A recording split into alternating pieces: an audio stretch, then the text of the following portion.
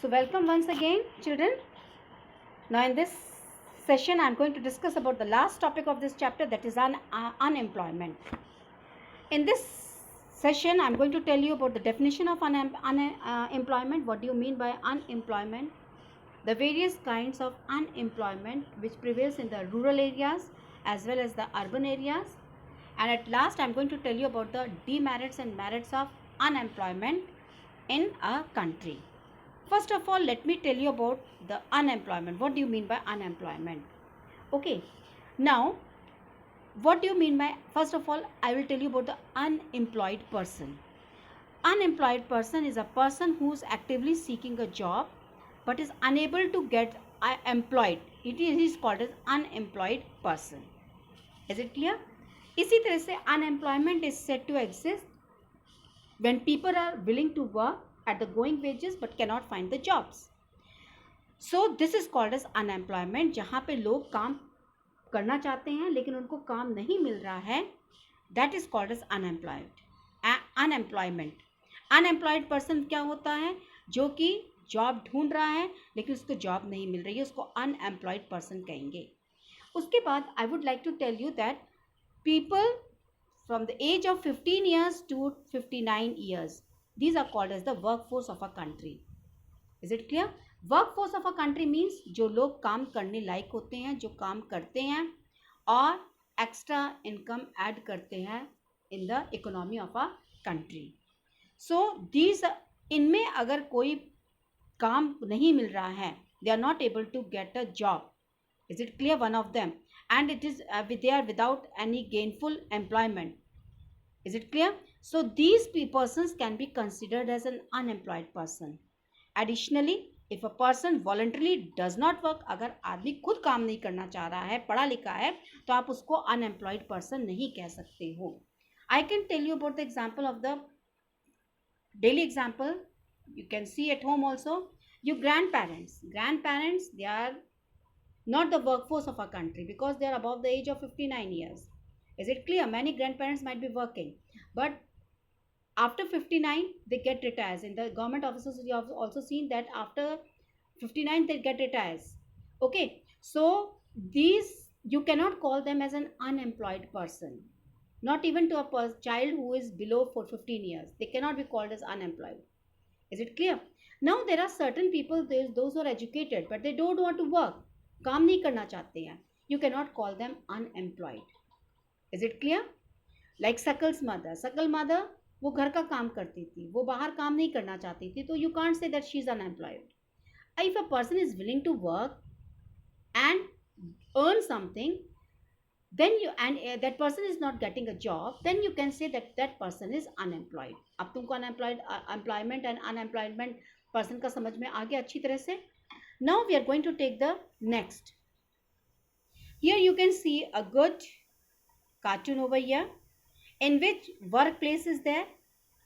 Okay, only 20 USDs are supposed to enter over there, and employer is there. New vacancies have been declared over there. They all want to join jobs so bad that they were willing to pay for an employment opportunity also. Is it clear? So next I am going to take the different kinds of employment over here. What are the different kinds of employment? Now unemployment exists in rural areas also as well as in urban areas also. दो जगह unemployment देखने को मिलती है. Rural means गांवों में, urban means शहरों में. First of all I am going to deal with unemployment which exists in rural areas. Now in rural areas there are two kinds of unemployment. One is seasonal unemployment and other one is disguised or hidden unemployment. Is it clear? ये दोनों मैं अभी आपको पढ़ाऊंगी. सबसे पहले I am going to deal with the seasonal unemployment. Now seasonal unemployment कब होती है? आपने देखा होगा in villages what happens when sowing season. जैसे आजकल आपने देखा होगा कि अब इस समय राइस की बुवाई चल रही है. दे आर सोइंग राइस, धान. ठीक है. अब इसके बाद जो हैं लोग खाली हो जाते हैं. They have no work to do after that. तो there are certain months in a year where these people they are able to get the job in the farms and in other months they are sitting idly at home. So ये जो unemployment है it is specially in rural areas and the farming cycle is season based. यहाँ पे farming cycle जो है season based होती है. Season based जैसे there are certain busy season in the months where sowing take place, harvesting take place, weeding take place, threshing is also done. These are the certain busy months in the farming sector. Certain months are there जहाँ पे उनके पास कोई काम नहीं होता है, they are without the work. इसको हम सीजनल अनएम्प्लॉयमेंट कहते हैं. अब आपको समझ में आ गया सीजनल अनएम्प्लॉयमेंट कुछ सीजन में काम करते हैं, कुछ सीजन में उनके पास काम नहीं होता है. After that we are going to come with the second one, that is hidden unemployment. Hidden unemployment is also called as a disguised. I'm going to write here disguised. Disguised means छुपा हुआ. Hidden already दिया हुआ है. Disguised. So now hidden unemployment में क्या होता है, इसमें people they appears to be employed. ये भी रूरल एरियाज में होता है. लोग देखने से ऐसे लगते हैं कि ये लोग एम्प्लॉयड है, काम कर रहे हैं.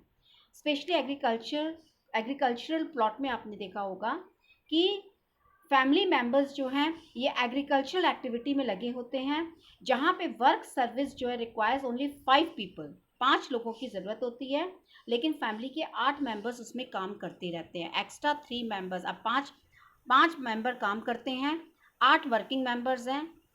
5 मेंबर्स की ज़रूरत है और 8 लोग यहाँ पे काम कर रहे हैं.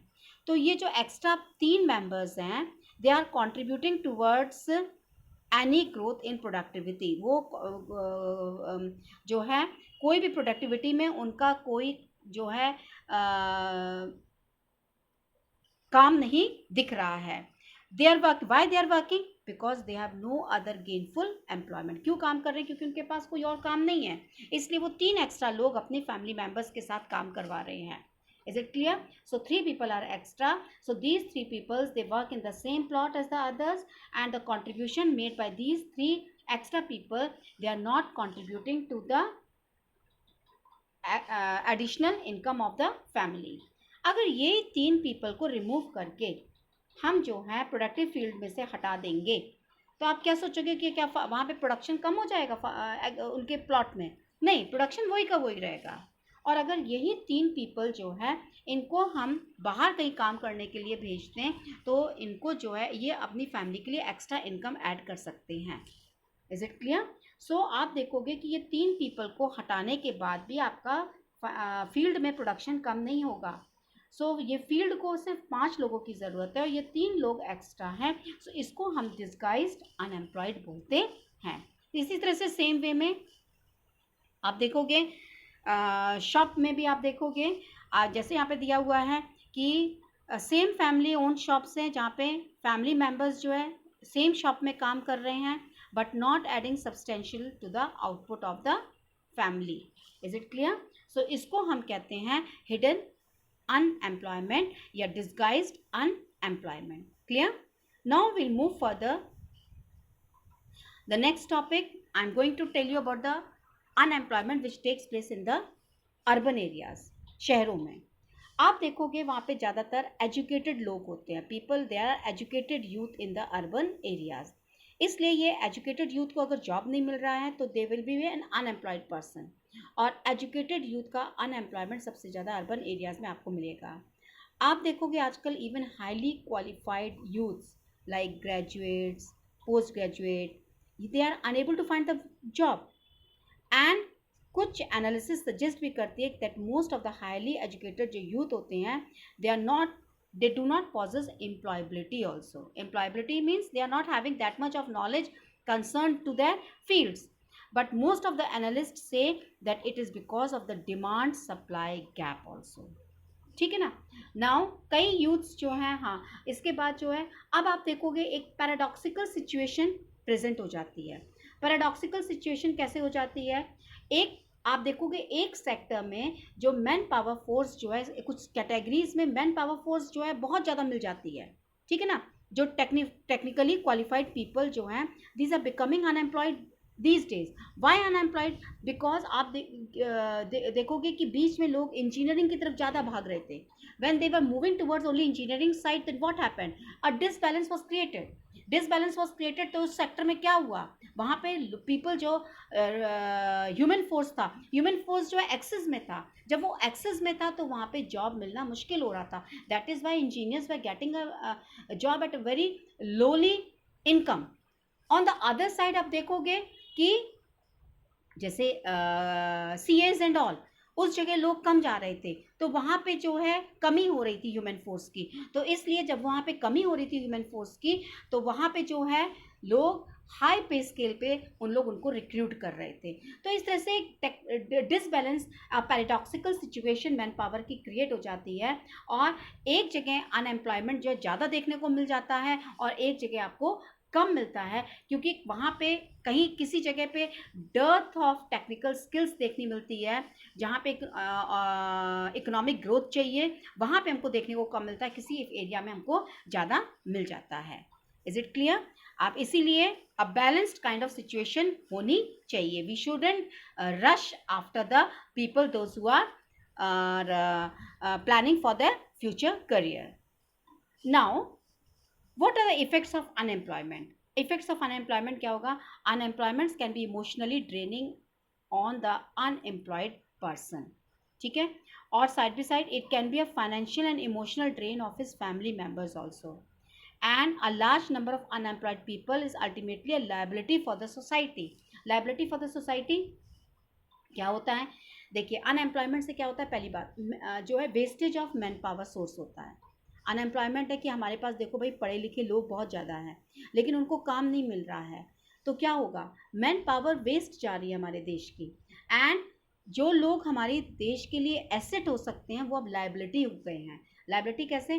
कि अब हमको उनकी देख रेख करनी पड़ रही है, उनकी हेल्थ के ऊपर ध्यान देना पड़ रहा है उनका. और वही लोग जो है हमारे नेशनल इनकम में काम करके एम्प्लॉयमेंट मिलने के बाद एसेट बन सकते हैं, नेशनल वो हमारे जीडीपी में ग्रोथ ला सकते हैं अगर उनको एम्प्लॉयमेंट मिल जाएगा. फिर साथ ही साथ उनके अंदर इमोशनल ट्रेनिंग माने लोगों के अंदर होपलेसनेस फीलिंग आ जाती है. एंड साथ ही साथ डिस्पेयर वाली फीलिंग आ जाती है यूथ के अंदर. लोगों के पास इनफ मनी नहीं होता है वो अपनी फैमिली को सपोर्ट कर सकते हैं. अब एजुकेटेड यूथ है लेकिन they are not able to get a work. ठीक है ना. इससे क्या हो रहा है? सोशल वेस्ट हो रहा है देश के अंदर. फिर अनएम्प्लॉयमेंट से इकोनॉमिक ओवरलोड मैंने आपको बताया है. यही लाइबिलिटी, इंस्टेड ऑफ जो है asset to the country, they becomes the liability for the country. अब क्या होता है जब इनके पास अर्निंग नहीं है, मर्ज अर्निंग है, उसी में उनको अपनी फैमिली देखनी पड़ती है. बैड सब्सिस्टेंस लेवल हो जाता है जिससे कि उनके हेल्थ स्टेटस डिक्लाइन हो जाता है. और साथ ही साथ जब मनी नहीं होता है they start withdrawing the children from the school. That is उसके बाद क्या होता है? आगे वाली जनरेशन कैसी हो जाती है? We get a illiterate generation in the future. So अब it has also started increasing the crime rates also. unemployment से crime rates भी बढ़ता जाता है. after this I would like to also tell you about the case of India. Statistically आप देखोगे unemployment rate अब कम होता जा रहा है. many people represented with low income and productivity are counted as employed now. They appear to work throughout the country, but in terms of their potential and income, they are not getting an inadequate earnings also. So the work that they are pursuing, it seems as if they have been forced upon them. कि आप वो वाला काम आपकी liking नहीं है, आप किसी और काम के लिए किए हो, लेकिन आप जो है ज़बरदस्ती उस पर काम कर रहे हो एंड वो दूसरा काम करना चाहते थे ऑफ देयर ओन चॉइस. तो ऐसे लोग they start sitting idly at home. They tend to engage in any activity irrespective of their earning potential. And उनकी अर्निंग जो है इसलिए उनको सब्सिस्टेंस लेवल पे रखती है. ठीक है. सो इसके साथ साथ आप देखोगे एम्प्लॉयमेंट स्ट्रक्चर को हम अब सेल्फ एम्प्लॉयमेंट में भी कैरेक्टराइज कर सकते हैं. प्राइमरी सेक्टर में पूरी फैमिली जो है they contributes in the field even they not everybody is really needed. So there is disguised unemployment over there agriculture sector में. लेकिन एंटायर फैमिली जो है वो जो भी प्रोड्यूस होता है दे शेयर विद देम. ठीक है. बट दिस नॉट, इससे क्या होगा, उनकी पॉवर्टी लेवल कम नहीं होएगी बल्कि पॉवर्टी और बढ़ती जाएगी, ठीक है। सो ग्रेजुअली जो सरप्लस लेबर है घर के अंदर, ये क्या करते हैं, ये अब माइग्रेट करने लगते हैं विलेज को छोड़ के, जॉब्स के चक्कर में ये आप दूसरे शहरों में माइग्रेट करना शुरू करते हैं। इसकी वजह से आप देखोगे एग्रीकल्चर जो है सबसे ज़्यादा लेबर एब्जॉर्बिंग सेक्टर है इकोनॉमी का। रिसेंट ईयर्स में आप देखोगे धीरे धीरे पॉपुलेशन जो है वो अब एग्रीकल्चर पे कम बेस्ड हो रही है, क्योंकि वहाँ पर डिस्गॉइज्ड अनएम्प्लॉयमेंट ज़्यादा देखने को मिलता है।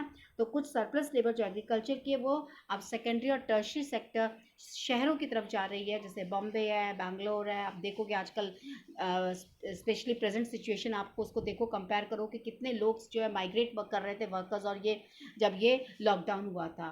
सो ये लोग, इन लोग स्मॉल स्केल सेक्टर्स में, टर्शरी सेक्टर्स में ऐसी लेबर्स काम करती हैं अपने घर को छोड़कर। So in case of tertiary sector कई न्यू सर्विसेज अब धीरे धीरे देखने को हमको मिल रही है, जैसे बायोटेक्नोलॉजी आ गई है, इंफॉर्मेशन टेक्नोलॉजी आ रही है, और इस तरह से कई various kinds of opportunities are growing up for the youths in our country. So the chapter finishes over here. Read it properly, go through it. So good day and enjoy your weekend now.